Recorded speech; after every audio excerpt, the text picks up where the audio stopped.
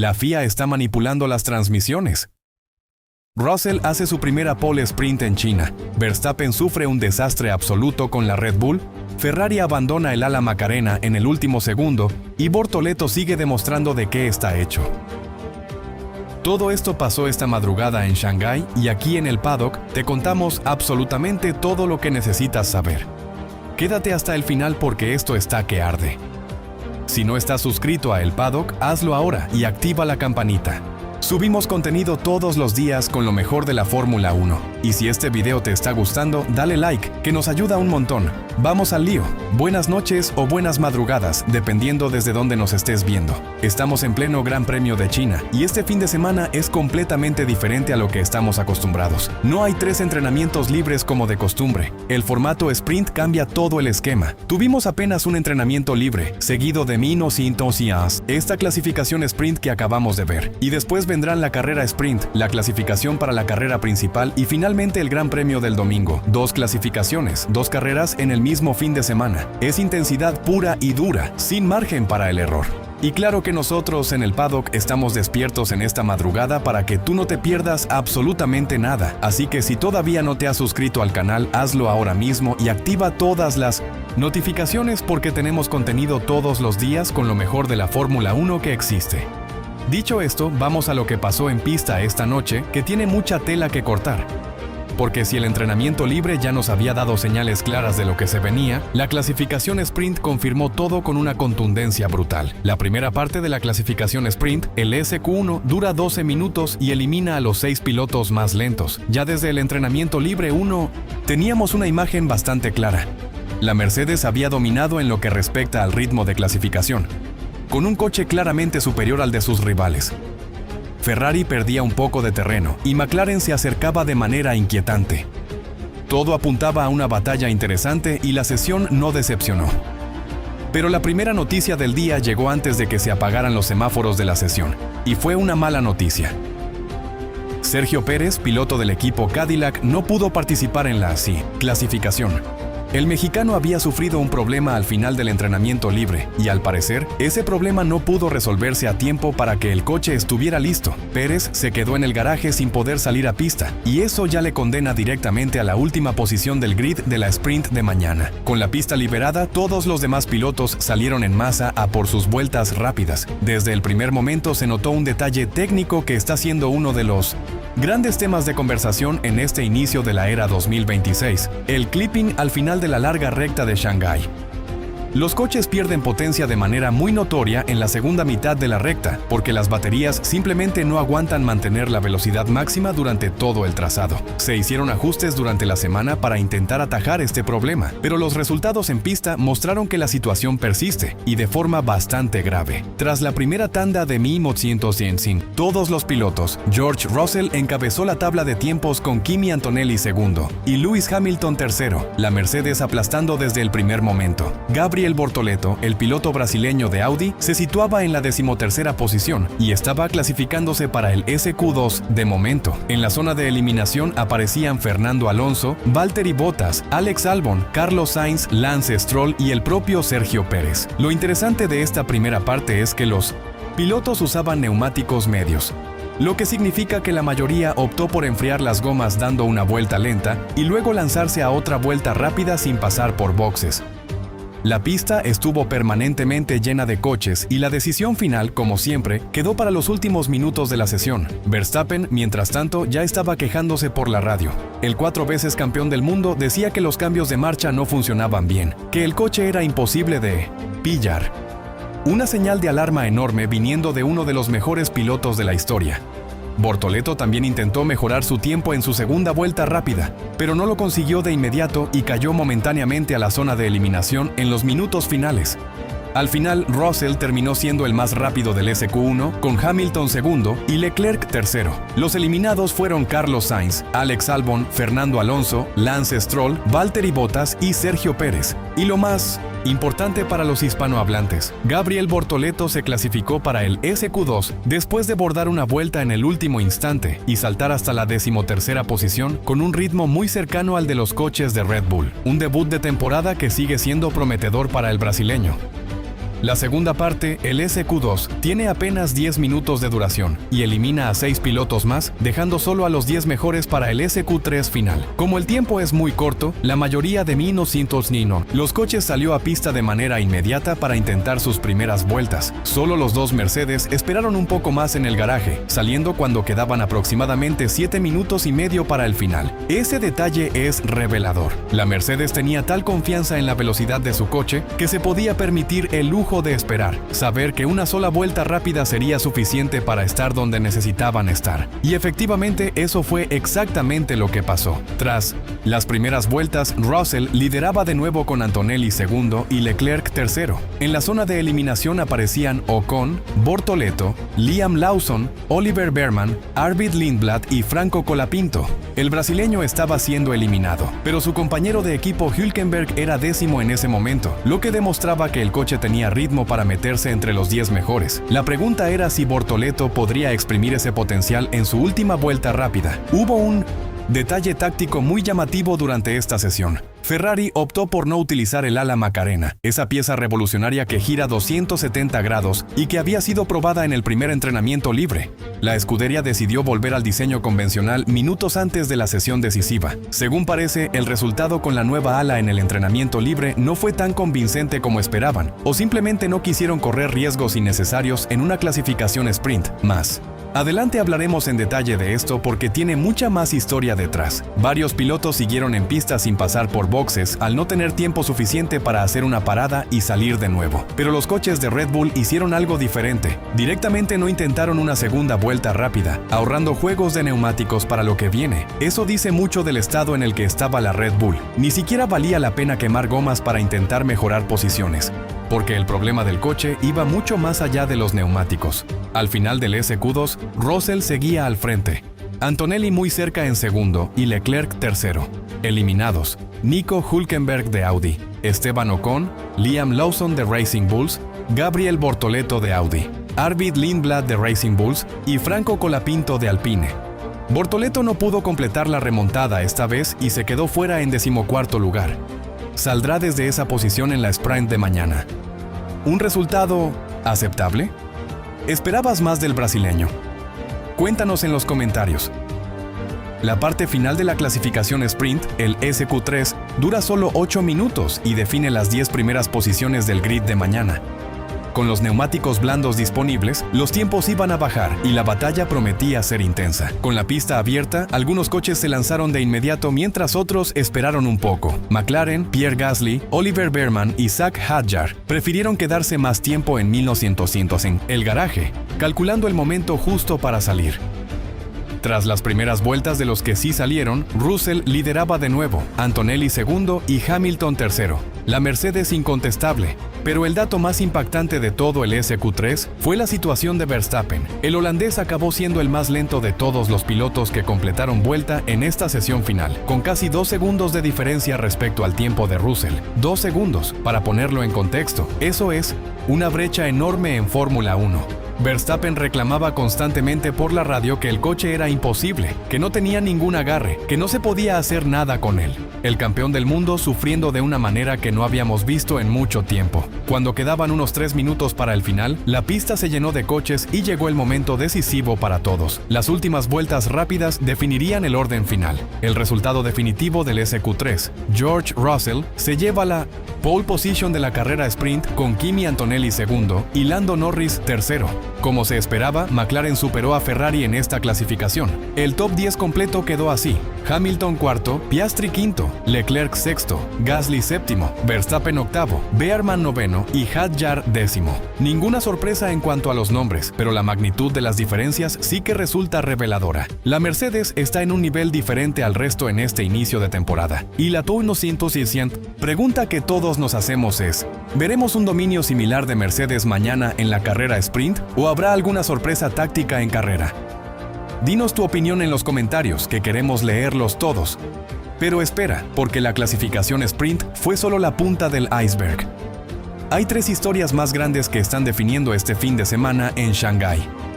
La situación catastrófica de Red Bull y Verstappen, la decisión misteriosa de Ferrari con el ala Macarena que dejó a Hamilton sin palabras, y una acusación gravísima que está circulando por internet y que apunta directamente a la Fórmula 1, acusándola de manipular las transmisiones en directo para ocultar los fallos de los coches 2026. ¿Es verdad? ¿O hay otra explicación? No te vayas a ningún lado porque lo vemos ahora mismo. Hablemos con calma de lo que está pasando en Red Bull, porque merece un análisis serio. Salimos de Australia con una pequeña chispa de optimismo. Verstappen había sido competitivo en algunos momentos del fin de semana australiano, y la sensación era que quizás la situación no era tan mala como parecía en los tests previos. Pero Shanghái ha sido un jarro de agua fría, no un jarro, una ducha helada. La prensa internacional no está siendo suave con la situación.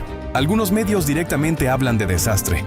Y viendo los tiempos, no parece exagerado. Verstappen terminó la clasificación sprint a 1.7 segundos de la pole de Russell, un tetracampeón del 1900 mundo siendo superado incluso por un Alpine en ritmo puro de clasificación. Es una señal inequívoca de que algo va muy mal dentro del equipo. El diagnóstico del propio Verstappen fue directo y sin rodeos. El rendimiento del coche es un desastre. Y cuando Verstappen dice eso, no es que esté exagerando para presionar a su equipo, es que realmente el coche no funciona. El mayor problema identificado en el RB22 en este fin de semana es la falta total de adherencia durante el entrenamiento libre. El neumático delantero izquierdo de Verstappen se destruyó en poquísimas vueltas. El coche está sufriendo un graining excesivo, ese desgranamiento del neumático que lo desequilibra completamente en un circuito tan exigente como el de Shanghái. Los ingenieros están trabajando a contrarreloj porque, aunque esperaban sufrir en este circuito por el motor nuevo, lo que realmente está matando a Red Bull ahora mismo es la dirigibilidad del chasis. El coche se ha convertido en una pesadilla tanto para Verstappen como para su compañero de equipo. Ninguno de los dos encuentra un punto de configuración que les permita pilotar con confianza. Y hay otro problema que se ha revelado con claridad en este fin de semana: la unidad de potencia. La Red Bull tiene una dificultad importante para recuperar energía en las curvas. Mientras la Mercedes está dominando la gestión de la batería con una eficiencia impresionante, la Red Bull pierde rendimientos. Demasiado rápido. Las cámaras on-board lo mostraron con claridad. Cuando la Mercedes empieza a quedarse sin batería, el coche logra mantener una velocidad relativamente alta.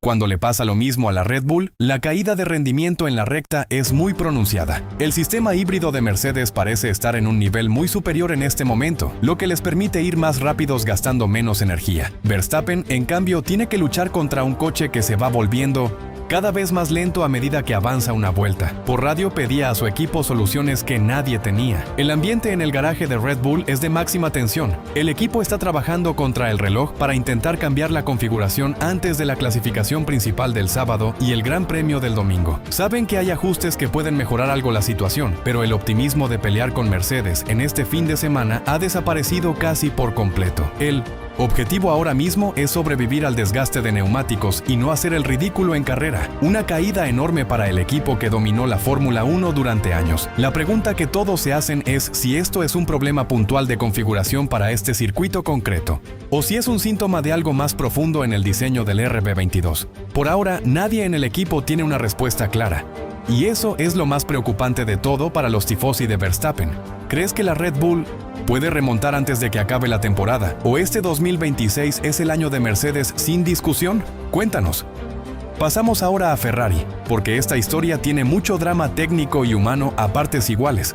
Todo el mundo esperaba que la escudería llegara a Shanghái con todo, absolutamente todo, para plantar cara a la Mercedes. La gran arma que se había preparado era el ala Macarena, esa pieza aerodinámica revolucionaria que gira 270 grados y que se había mostrado en el primer entrenamiento libre, provocando el asombro de toda la parrilla. Pero cuando llegó el momento de la clasificación sprint, algo pasó en los boxes de Ferrari. En los últimos minutos antes de la sesión, los mecánicos retiraron el ala Macarena de ambos coches y volvieron al diseño convencional. Un cambio de última hora que nadie esperaba y que dejó a Lewis Hamilton completamente perplejo. El 7 veces campeón del mundo terminó en cuarta posición del grid, que no es un mal resultado en 1900 sí mismo.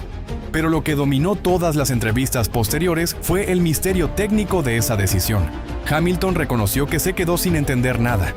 Explicó que Ferrari había hecho un esfuerzo enorme para adelantar la introducción de esta pieza, que originalmente no estaba prevista para aparecer hasta la quinta o sexta carrera del año. Los ingenieros trabajaron el doble. trajeron únicamente 2 unidades a China para tener esta ventaja técnica en un circuito donde las rectas largas hacen que la aerodinámica eficiente sea especialmente importante. El piloto admitió no saber exactamente el motivo real detrás de la decisión de retirar el ala nueva. Una de las teorías es que la introducción fue demasiado precipitada, que quizás el ala Macarena todavía no estaba suficientemente probada para un uso en condiciones de carrera real. Otra posibilidad es que los datos del entrenamiento libre no fueran tan positivos como se esperaba. Sea como sea, el resultado fue que Hamilton se fue a clasificar sin haber probado nunca el ala convencional en el asfalto de Shanghái. Una situación de lo más inusual. Y el efecto en el cronómetro fue visible. Hamilton terminó cuarto, por detrás de la McLaren de Norris, con más de 6 décimas respecto a la pole de Russell. Leclerc, que también tuvo la nueva ala retirada de su coche, acabó sexto. La diferencia entre Mercedes y Ferrari fue enorme, y hay argumentos sólidos para pensar que sin la eficiencia aerodinámica del ala nueva, Ferrari simplemente no tiene las armas para igualar a las flechas de plata en las interminables rectas de China. Hamilton cerró sus declaraciones diciendo que el equipo va a trabajar para traer la pieza de vuelta cuando esté lista, pero el tono de sus palabras dejaba claro que esperaba tener esa arma disponible hoy. La pregunta que queda en el aire es doble. ¿Ferrari se acobardó por miedo a problemas de fiabilidad con una pieza tan novedosa? ¿O es que Mercedes está tan por encima que ni siquiera el ala Macarena hubiera sido suficiente para cambiar el orden de cosas? Cuando conozcas la respuesta, tenemos un video esperándote. Sigue leyendo. Y llegamos al tema que más está dando que hablar en las últimas horas, no solo entre los aficionados a la Fórmula 1, sino también en varios medios de comunicación internacionales.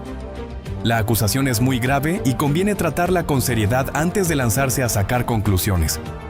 La historia circula en Internet con mucha fuerza.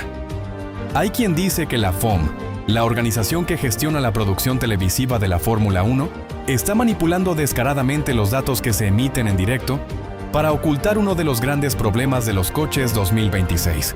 La acusación concreta es que la transmisión estaría mintiendo sobre la velocidad de los coches para esconder que desaceleran de manera brusca antes de las zonas de frenaje con el objetivo de recargar la batería. La pregunta que surge de inmediato es obvia. ¿Tendría la Fórmula 1 la audacia de falsificar telemetría en directo para el mundo entero, pensando que nadie se iba a dar cuenta? Parece difícil de creer, pero el momento que más ha llamado la atención y que ha alimentado estas teorías es una imagen del onboard de Kimi Antonelli en la larga recta de Shanghái. En esas imágenes, muchos espectadores notaron algo extraño. El gráfico de velocidad en pantalla mostraba el coche clavado a 325 km/h, incluso cuando era visualmente obvio que Antonelli ya había levantado el pie del acelerador y estaba comenzando a frenar para la última curva. El sonido ambiente captaba perfectamente cómo el coche reducía marchas. Las imágenes mostraban claramente que el piloto pisaba el freno, pero el número del velocímetro en pantalla se quedaba congelado en la velocidad máxima, como si nada hubiera pasado. Esta imagen hizo que mucha gente apuntara directamente a una manipulación intencionada. La teoría era que la FOM quería ocultar que los coches fallan por falta de energía eléctrica al final de las rectas, manteniendo artificialmente alta la velocidad mostrada en pantalla para que el espectador casual pensara que todo iba bien y que los nuevos motores 2026 no tenían problemas. Pero antes de subirse al carro de la teoría conspirativa, hay que mirar los hechos con más detenimiento. En el paddock investigamos antes de traerte la información, así que vamos a lo que realmente parece estar pasando. Si observamos los datos de telemetría del resto de coches en la transmisión, la imagen es completamente diferente. La Red Bull, la Ferrari, la McLaren, todas muestran sus caídas de velocidad con total normalidad. El gráfico de velocidad de esos coches sí se actualiza en tiempo real, sí muestra los bajones, sí refleja lo que realmente está pasando en pista. No hay ninguna manipulación evidente en esos casos. El fallo de congelar la velocidad máxima parece estar afectando exclusivamente a las unidades de potencia de Mercedes. Y esto da una pista muy importante sobre lo que realmente está ocurriendo. Todo indica que hay un conflicto de datos entre el sistema de telemetría de Mercedes y la central de producción de la FOM. Cuando el coche entra en la fase de recarga de batería, el sensor de velocidad deja de enviar datos actualizados a la transmisión y simplemente mantiene el último valor registrado, que es la velocidad máxima, alcanzada instantes antes. Es un bug técnico específico, no una conspiración. Un fallo en la comunicación entre los sistemas del equipo y la infraestructura de emisión de la Fórmula 1. Y tiene todo el sentido del mundo pensar que es exactamente eso, porque si la FOM quisiera manipular datos, No tendría ningún sentido hacerlo solo con Mercedes y dejar que Red Bull y Ferrari mostraran sus problemas en directo delante de todo el mundo. Además, no fue el único fallo de telemetría que vimos ese día. Durante el entrenamiento libre, el coche de Lando Norris llegó a aparecer en el mapa del circuito yendo marcha atrás. Obviamente eso tampoco era real. Son fallos técnicos en la lectura de los sensores, algo que ocurre en un entorno tan tecnológicamente complejo y con tanta información transmitiéndose en tiempo real. La Fórmula 1 no necesita ocultar que los coches 2026 tienen problemas con la gestión de energía en las rectas. Todo el paddock lo sabe, todos los ingenieros lo saben, todos los periodistas que cubren el campeonato lo saben. Los propios pilotos lo están diciendo por radio abiertamente. No tendría ningún sentido gastar recursos y reputación en una manipulación de datos que además sería detectada por cualquier persona prestando atención. La FIA y la FOM ya están tomando otras medidas para intentar solucionar el problema de fondo de los coches nuevos. Una manipulación de telemetría sería un parche absurdo e inútil que nos resolvería nada. Así que la conclusión más razonable, con los datos disponibles ahora mismo, es que estamos ante un error técnico específico en la interfaz entre los sistemas de Mercedes y la transmisión global, que por pura mala suerte afecta justo al equipo que más dominante está siendo en este inicio de temporada. Dicho esto, nos encantaría saber qué piensas tú sobre este tema. ¿Te convence la explicación técnica o sigues creyendo que hay algo más detrás? Deja tu opinión en los comentarios porque este debate promete ser largo. Así termina este repaso completo a todo lo que ha pasado en Shanghái en esta madrugada intensa. Russell en la pole de la sprint, Verstappen en caída libre, Ferrari dejando su arma secreta en el garaje y la Fórmula 1 acusada de manipulación con una explicación técnica que parece razonable pero que todavía deja dudas en el aire. Mañana tenemos corrida sprint y después la clasificación para el Gran Premio del domingo. Y nosotros estaremos aquí para contarte absolutamente todo. Suscríbete, activa las notificaciones y no te pierdas nada. En el paddock, la Fórmula 1 no para. Y nosotros tampoco.